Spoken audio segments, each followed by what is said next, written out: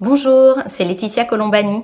Aujourd'hui, je voulais vous parler de la genèse de mon deuxième roman, Les Victorieuses. Les Victorieuses est né d'un hasard. Il y a quelques années, j'étais en train de travailler sur la tresse et je me suis perdue dans le 11e arrondissement de Paris en allant à un rendez-vous. Et je suis tombée face à un gigantesque bâtiment dont le nom m'a interpellée, le Palais de la Femme.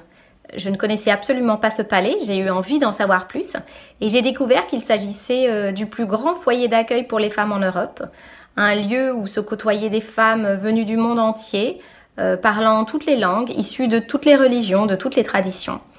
Je me suis dit que cet endroit ressemblait un peu à la tour de Babel, une tour de Babel au féminin, et j'ai eu envie de lui donner le premier rôle de mon nouveau roman.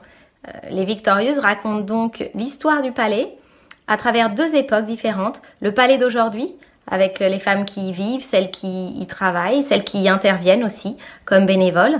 Et puis le palais de 1926, avec un personnage extraordinaire qui a existé et que j'ai découvert à l'occasion de mes recherches, une femme du nom de Blanche Perron.